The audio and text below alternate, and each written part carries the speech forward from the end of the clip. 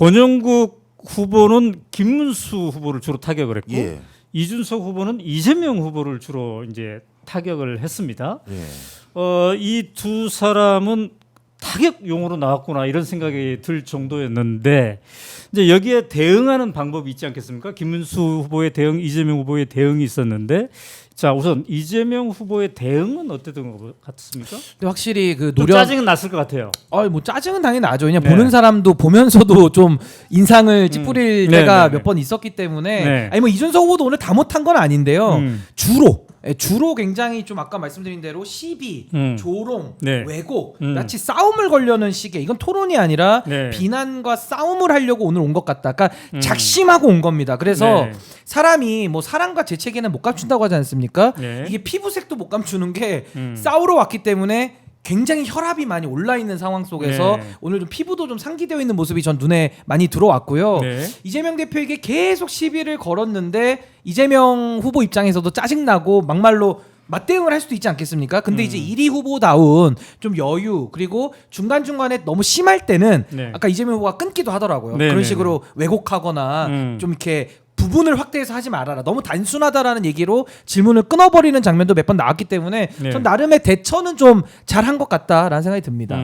저는 예, 제가 보기에는 그 이재명 후보님이 그 발언을 하셨어요. 이 토론의 지금 형태에 대해서. 네. 일단 김문수 후보한테 뭐라고 하셨냐면 김문수 후보가 규제풀이 구역이라고 얘기했었을 때 그러면 거기 자율주행 자동차 만들기 위해서 신호등도 없애는 거라는 얘기입니까? 근데 그런 식으로 반응 안 하지 않냐. 네. 그게 이제 이준석 예. 화법을 따라한 거죠. 그렇죠. 그래서 극단적인 비유를 한다든가 네. 그걸 너무 과장해서 해석한다든가 네. 이런 거는 건전한 토의가 안 된다라고 몇 번의 이제 주의를 같이 기울이자고 했거든요. 네. 그런데 뭐 그러지 못했던 것 같고요. 또 아까 권 후보님도 그 미국에 대해서 이 약탈적인 이런 표현을 쓰셨어요. 네. 거기에 대해서 이재명 후보도 뭐라고 했냐면 외교적으로 약탈이라는 표현을 좀 쓰기에는 내가 그 말에 동의 여부를 말하기에는 그렇다라는 얘기를 해주셨는데 네. 실제 그렇습니다. 오늘 뭐 오마이TV의 많은 시청자분들도 같이 하고 계신데요. 네.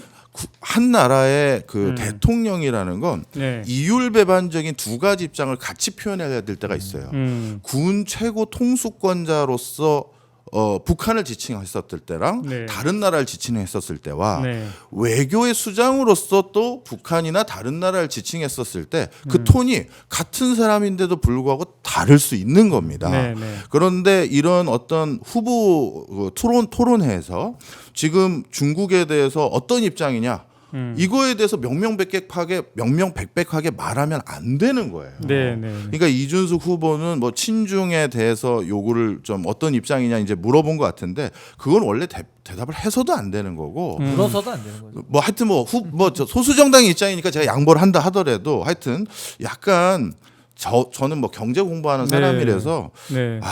어떻게 경제 토론에서도 이렇게 정치적으로만 다 토론을 하나 그런 아주 생각이 들었어요. 위험한 수준의 인신공격형 발언도 있었어요. 사이비 종교인처럼 가장 위험한 형태의 사람이다. 이런 맞아요. 그것도 표현까지 있었습니다. 이렇게 있었어요. 그리고 뭐 작전주 얘기도 계속 하더라고요. 네, 뭘 얘기하는지는 잘 모르겠는데 아마 이재명 후보의 어떤 뭐 주식에 관한 어떤 논란 네. 저는 잘 모릅니다만은 어떤 뭐가 있나 봐요. 그래서 그런 것들을 가지고 자꾸 이렇게 좀 떠오르게 하려고 했던 것도 그랬고 아까 네. 그 뭐 호텔 경제라고 저도 보기엔 인터넷에서 사진으로만 몇 번 본 기억은 네. 나는 내용인데 마치 이재명 후보가 이야기한 거를 단순 도식화시켜서 네. 어떤 논리 모순이 있는 것처럼 이제 표현하는 하나의 방식 같은데 국가가 어려울 때 재정 정책을 쓰고 그 재정 정책으로 인해서 네. 국민의 경제를 마중물 역할을 하자. 이건 뭐 네. 뉴딜 정책부터 우리가 과거의 사례를 얘기하면 끝도 한도 없지 않습니까? 근데 이런 부분들에 대해 가지고 이준석 후보가 지속적으로 공격을 위한 질문과 프레임을 짜는 모습은 좀 열심히 하는 거는 맞지만 네. 좀 좋은 머리를 좋은 쪽으로 더 열심히 쓰면 좋지 않았을까라는 좀 근데 아쉬움이 이제 남았습니다. 이재명 후보 지지자들의 입장에서 약간 그 아쉽다는 지적이 나온 게 김문수 후보와 이준석 후보가 딴지를 걸 때 네. 지나치게 거기에 대해서 코멘트를 이재명 후보가 많은 시간을 할애해서 한 게 아닌가. 그냥 무시하고 전환시켜서 본인의 얘기를 하면 될 텐데 이런 지적도 아까 댓글에 저는 나왔는데 그렇게 그건 생각하지 어떻게 않고요. 보세요? 이건 토론 문화에서 되게 잘 하신 거라고 생각합니다. 오히려 왜냐하면 제 관점입니다. 네네네. 동의 안 하셔도 돼요. 저는 아까 권 후보님이 아쉽다고 평가했던 게 바로 그거거든요. 토론이잖아요. 네. 내 정견 발표가 아니거든요. 얘기를 질문했으면 들어야 되고 네. 또 들은 거에 대해서 후속 질문하고 또 그래야 되는데 네.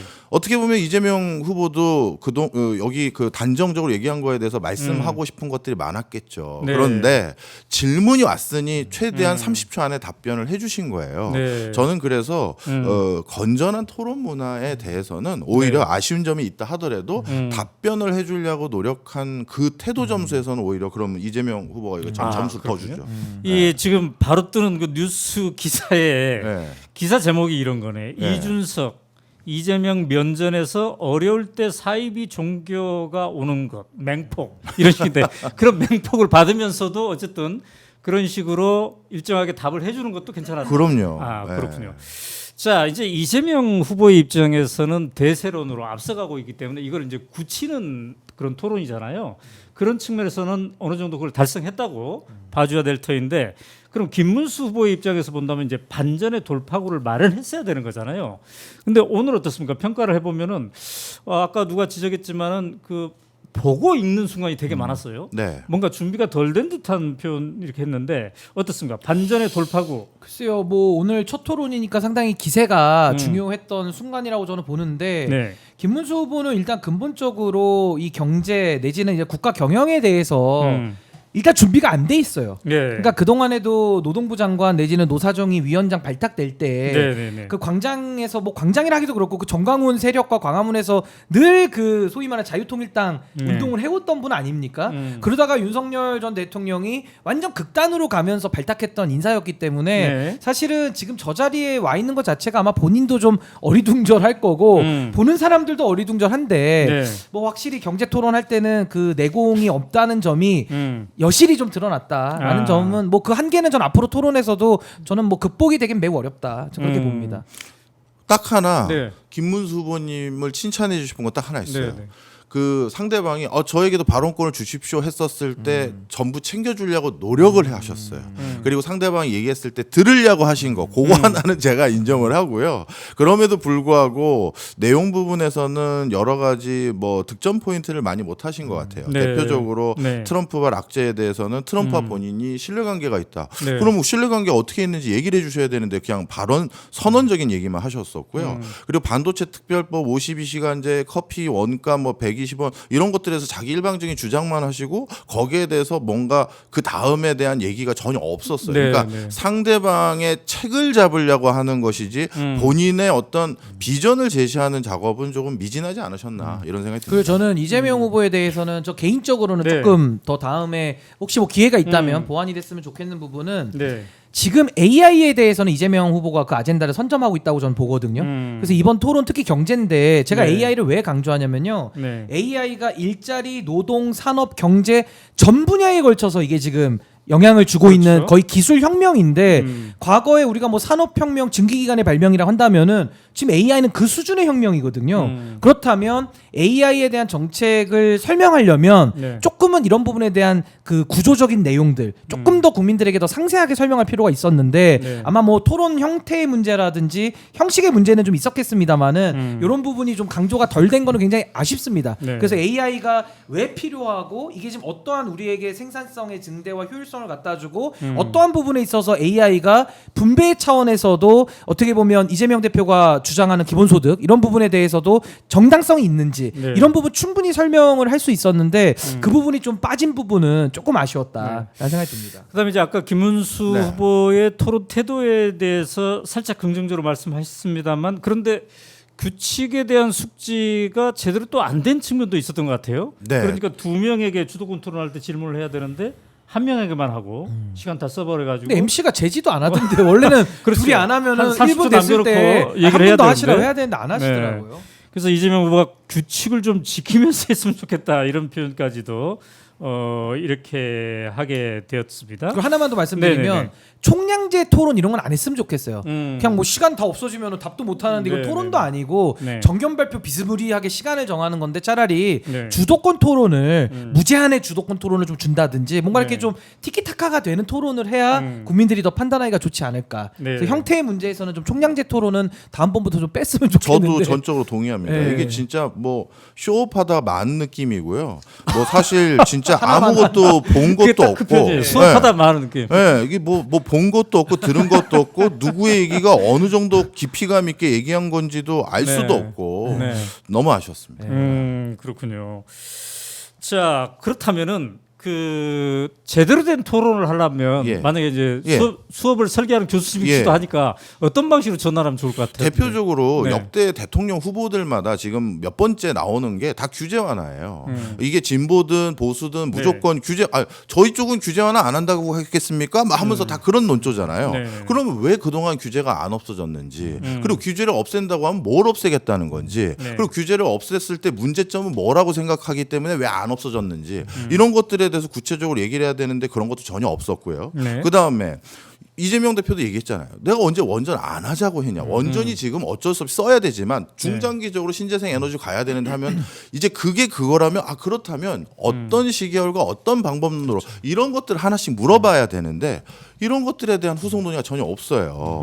뿐만 아니라 지금 이제 관련해서 계속 얘기 나오는 것들 중에 뭐 예를 들어서 상대방의 새로운 공약이 있으면 궁금해야 되는 거 아닙니까? 네. 문화 산업을 중시한다고 하셨는데 다른 산업에 보다 문화 산업에 방점을 찍은 이유는 뭐냐 물어보고 그런 이유냐? 나는 사실 문화 산업 말고 내 공약은 뭐다. 이런 식으로 하면서 유권자들에게 정치 서비스를 받는 유권자들에게 사람들의 어떤 뭐랄까요? 공약이 가지고 있는 지향점 그리고 그것이 어느 게 더 매력적인지 비교할 수 있게 해야 되는데 네. 그런 게 전혀 없었습니다. 그래서 저는 예를 들어서 규제 완화다라고 하면 늘상 나왔던 거니까요. 그거에 대해서 얘기를 아주 아까 말한 것처럼 무제한 토론처럼 네. 무슨 규제를 완화할 건지 그리고 왜 그동안 그럼 규제 완화가 안 됐는지 얘기해봐라 이렇게 얘기를 하는 것도 필요하고요. 그게 규제 완화, 규제 뭐 강화, 요게 이제 항상 좀 대립이 돼서 아마 좀 네. 이미지적으로는 보수 그러면은 규제를 완화할 것 같고 진보 그러면 규제를 좀 강화할 것 같다. 아마 이제 큰 정부, 작은 정부 때문에 그런 인식이 있는데요.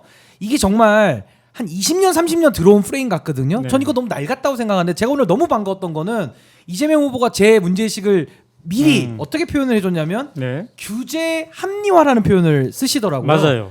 저는 그 토론을 해야 된다고 봐요. 그 규제 합리화라는 게 뭐냐면 어느 영역에 어떤 규제가 되고 있는데 더 늘릴 거냐 뺄 거냐 이런 식의 좀 세부적인 영역. 그렇다고 우리가 뭐 100대 분야, 1000대 분야 다 하라는 게 아니고 네. 중요 분야에 대해서 규제 합리화 부분을 좀 구체적으로 들어가서 얘기를 좀 해줘야 되는데 지금 뭐 김문수 후보는 계속 뭐 규제 하나만 노래 부르고 있고 굉장히 좀 이게 토론이 안 되는 상황. 그래서 규제 합리화에 대해서 이거 토론을 1시간에도 모자랄 거거든요. 네, 네. 그러니까 좀 그런 식의 좀 깊이를 더 들어가는 토론이 됐었으면 좀 아쉬움이 남습니다. 그래서 저도 변호사님 의견에 동조해서요. 예를 들어서 네. 제가 이런 토론회를 세팅하는 뭐 그런 기회가 없겠지만 있다면 모든 후보가 공통적으로 규제 합리화라든가 규제 완화라든가 이 결이 비슷한 부분도 있을 거거든요. 그럼 그걸 가지고 그냥 하나를 세팅하는 거죠. 그리고 AI 강조 안 하는 사람 없단 말이에요. 그럼 AI를 지원했었을 때 일자리가 줄어들 것 같다라는 미래학자들의 우려는 어떻게 생각하는지라든가 이걸 가지고 그 결들만 비교해도 오늘 토론보다는 훨씬 더 알찼을 겁니다. 그래서 아까 시청자 댓글에도 토론 시간 자체도 맞아요. 늘려야 된다. 맞아요. 이런 지적이 네. 많았어요. 이런 2시간이 너무 짧다라는. 형식도 네 명이서 바꿔야 하기에는. 되고요. 네, 형식도 네, 네. 네.